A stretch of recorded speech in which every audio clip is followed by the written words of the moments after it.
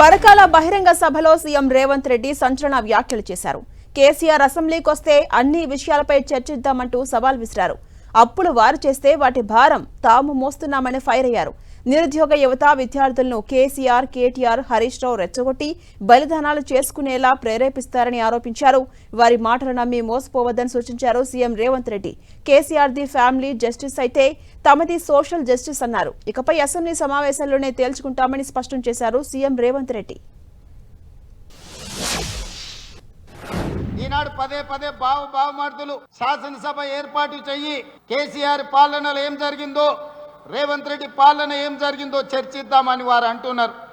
అయ్యా, మీ బావమార్దుల కోరిక మేరకు సెప్టెంబర్ నెలలో శాసనసభ సమావేశాలను ఏర్పాటు చేస్తా. బావమార్దులతో పాటు మీ మామను కూడా తీసుకొని రావాలి సభకని నేను చెప్తున్నా. మాజీ ముఖ్యమంత్రిగా, కేంద్ర మంత్రిగా 40 సంవత్సరాల అనుభవం ఉన్న చంద్రశేఖరరావు గారు శాసనసభకు రావాలి. 10 సంవత్సరాలు వారి పరిపాలనలో వారు తీసుకున్న సంక్షేమ పథకాలు, తెలంగాణలో చేసిన అభివృద్ధి గురించి చర్చించాలని నేను అడుగుతున్నా. వారు మనకు వారసత్వంగా అందించిన 8,11,000 కోట్ల రూపాయల అప్పుకు అసలు మిత్తిగా ప్రతి సంవత్సరం 75,000 కోట్ల రూపాయలు ఈరోజు మనం కడుతున్నాం. ఈ అప్పుల భారం మనం మోస్తున్నాం. మా అక్కలు ఆలోచన చేయాలి. ఆనాడు తెలంగాణ రాష్ట్రం రాకముందు సంవత్సరానికి మన అసలు మిత్తి కలిపి 6,500 కోట్ల రూపాయల భారం ఉంటే, తెలంగాణ రాష్ట్రం వచ్చిన తర్వాత చంద్రశేఖరరావు గారు నాకు ప్రభుత్వాన్ని అందించిన తర్వాత ప్రతి నెల 7,500 చొప్పున సంవత్సరానికి 75,000 కోట్ల రూపాయలు ఆయన చేసిన అప్పులకు తప్పులకు ఈరోజు నేను పాయమాలు కడుతున్నా. మాయ మాటలు వింటిరా మోసపోతారు. ఆనాడు అగ్గిపెట్టెరావు గారు, అఘోరరావు గారు 100 రూపాయలు పెట్టి పెట్రోల్ తెచ్చుకున్నాడు సీసా నిండా. 10 పైసలు అగ్గిపెట్టె తెచ్చుకోలే. రెచ్చగొట్టిండు. అమాయకులైన పిల్లల ఆవేశానికి లోనైండ్రు. శ్రీకాంతాచారి ఎల్బీ నగర్లో నిలువున తగలబెట్టుకొని తెలంగాణ కోసం ఆత్మ బలిదానం చేసుకున్నాడు. ఒక యాదయ్య, ఒక కానిస్టేబుల్ కిష్టయ్య, ఒక ఈశాన్ రెడ్డి, ఒక వేణుగోపాల్ రెడ్డి, 1,200 మంది పిల్లలు తెలంగాణ రాష్ట్ర ఉద్యమంలో వీళ్ళు రెచ్చగొడితే, వీళ్ళు వీధి నాటకాలు వేస్తే ఆత్మ బలిదానాలు చేసి తెలంగాణ రాష్ట్రం తెచ్చుకున్నారు. కానీ చంద్రశేఖరరావు గారి కుటుంబంలో ఎవరికన్నా అగ్గిపుల్లంతనన్నా చేతి గాలిందా? ఎవరన్నా కుటుంబం వాళ్ళ బంధువులలో ఎవరన్నా తెలంగాణ కోసం ప్రాణత్యాగం చేసిండ్రా? రెచ్చగొట్టాలే, మంది పిల్లలను సాబగొట్టాలి, ఆ శవాల పునాదుల మీద అధికారంలోకి రావాలనేదే వాళ్ళ ఆలోచన. తెలంగాణ భవన్లో రక్తదాన కార్యక్రమం పెట్టారు.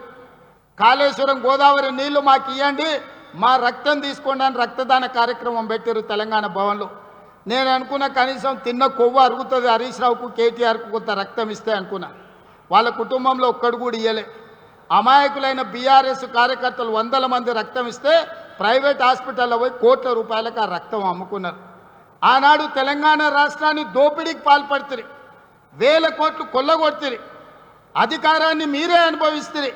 చివరికి రోజు ప్రతిపక్షంలో ఉంటే మీ కార్యకర్తల రక్తాన్ని కూడా మోసం చేసి తీసుకొని ప్రైవేట్ హాస్పిటల్కి అమ్ముకొని పైసలు సంపాదించుకుంటున్నంటే మీరు మనుషుల, రాక్షసుల, రక్త పిపాసుల అని నేను ఈరోజు వేదిక మీద నుంచి అడుగుతున్నా.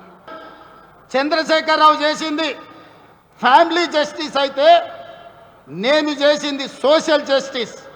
చంద్రశేఖరరావు గారు ముఖ్యమంత్రి అయితే ఆయన కొడుకును కేటీఆర్ను కార్యనిర్వాహక అధ్యక్షుడిని చేసుకున్నాడు. నేను ముఖ్యమంత్రి అయితే మా సోదరుడు మహేష్ గౌడ్ను సోషల్ జస్టిస్లో కాంగ్రెస్ పార్టీ అధ్యక్షుడిని చేసిన. ఇవాళ మీరు చెప్పండి సోదరులారా, కేసీఆర్ అయితే కేసీఆర్ కుటుంబానికి లాభం. అదే కాంగ్రెస్ పార్టీ అధికారంలోకి వస్తే బీసీలకు, ఎస్సీలకు, ఎస్టీలకు, మైనారిటీలకు మీ కుసూర్ పాషా ఈరోజు ఒక బలమైన బాధ్యతలు ఉన్నాడు. ఒక అజరుద్దీన్ ఈరోజు ఒక మంత్రిగా రాణిస్తున్నాడు. వయసు ఉంది, ఓపిక ఉంది, మీకోసం పని చేయాలన్న చిత్తశుద్ధి ఉంది.